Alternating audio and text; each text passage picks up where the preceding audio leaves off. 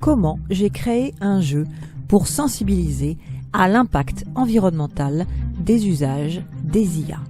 Vous allez donc assister à la création de Gwendia, Global World Environmental Nightmare de l'IA, qui est aussi un clin d'œil à mon prénom. Bonjour, je m'appelle Gwendoline Carlier-Hessler et je suis formatrice académique dans l'Académie d'Amiens. Mon projet était de construire un jeu narratif avec des cartes, donc sans écran, pour sensibiliser mes élèves de cycle 4 à l'impact écologique des usages des IA.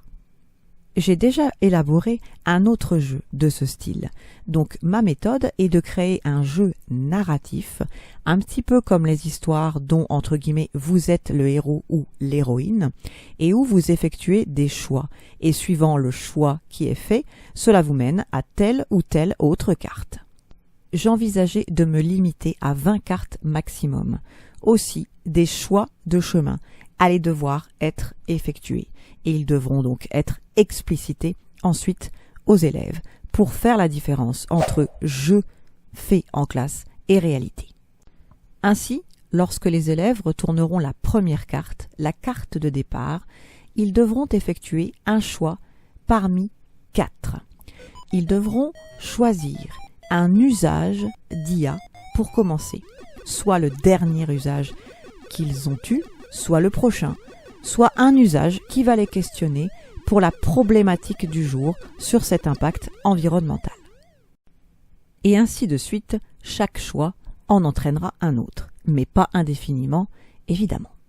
J'ai donc opté pour les faire choisir entre demander à une IA de générer du texte ou de générer une image ou du son ou une vidéo, une présentation. S'ils choisissent la génération de texte, je leur demande ensuite de faire la différence entre générer du texte pour discuter ou pour chatter avec une intelligence artificielle, ce qui pourrait par la suite sous-entendre une conversation plus ou moins longue, ou alors générer du texte pour travailler, pour faire ses devoirs, ce qui peut être potentiellement plus court si la requête, si le prompt est efficace, ou encore faire générer du texte pour rechercher une information et nous pourrons alors aborder à ce moment-là la confusion entre moteur de recherche et agent conversationnel. Pour les 3 autres usages possibles, nous allons retrouver la dichotomie entre s'amuser et travailler.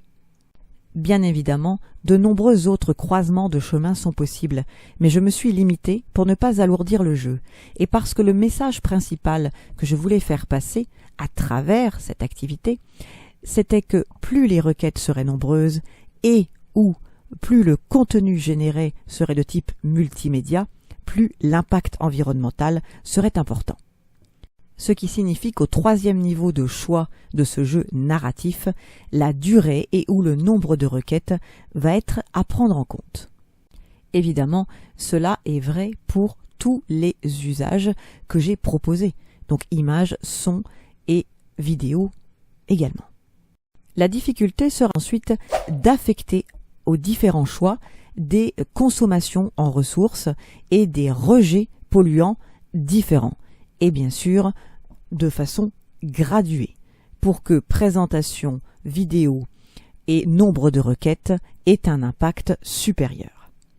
Dans mon projet, je souhaitais bien sûr ajouter une règle de jeu, mais également une fiche proposant des pistes de réflexion aux éventuels enseignants à qui je vais partager ce jeu, pour qu'ils puissent élargir le débat avec leurs élèves. Je souhaitais également proposer ou faire émerger des actions entre guillemets réparatrices, des actions de remédiation pour les élèves afin qu'ils prennent conscience des enjeux majeurs qu'il y a à prendre soin de notre planète. Une fois cette carte mentale terminée, j'ai saisi un prompt dans une IA conversationnelle. Tu es mon assistante de création d'un jeu pédagogique. Je souhaite créer un jeu narratif pour sensibiliser aux usages des IA. Et je lui ai donné toutes les informations que je viens de vous décrire. La liste des règles de jeu, les pistes de réflexion, les actions réparatrices et les différents choix auxquels je pensais, auxquels je lui demandais d'affecter des coefficients. J'ai imprimé sa réponse et fait fonctionner mon esprit critique. Certaines choses me convenaient, d'autres pas du tout. Je lui avais précisé qu'il s'agissait d'un jeu à destination d'adolescents entre 14 et 16 ans. Donc nous sommes partis sur, dans un premier temps, uniquement la libération de dioxyde de carbone et la consommation d'eau pour refroidir les serveurs. J'ai souhaité ajouter des cartes spéciales par la suite. J'ai donc dû modifier ma requête. Elle avait dans un premier temps numéroté les cartes. J'ai préféré l'ordre alphabétique, mais certaines cartes apparaissaient en double ou parfois certaines cartes faisaient une impasse. J'ai dû vérifier à plusieurs reprises, valider, barrer ou corriger certaines des réponses.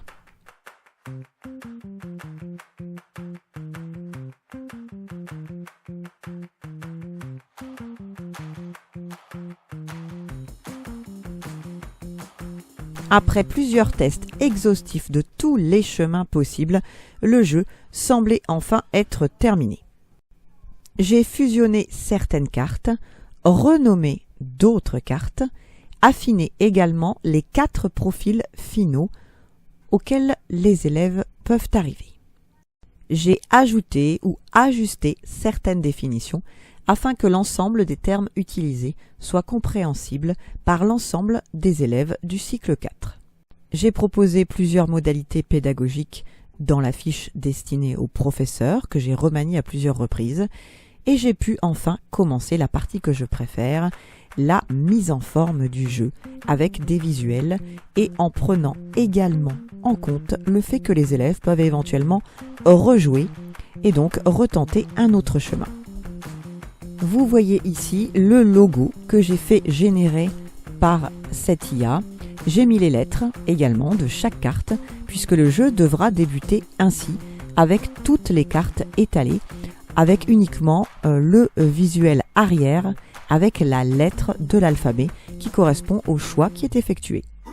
Global World Environmental Nightmare de l'IA. Bien évidemment, le point de vigilance principal fut celui du recto verso. Donc afin de se repérer dans le recto et le verso des cartes, il y a toujours la lettre qui est rappelée en miniature en haut à gauche dans le petit logo de chaque face avec les textes. Global World Environmental Nightmare de l'IA. J'avais laissé un carré rouge pour ajouter le QR code de cette vidéo que vous êtes en train de regarder et qui à ce moment-là n'était pas encore en ligne. Global World Environmental Nightmare de l'IA.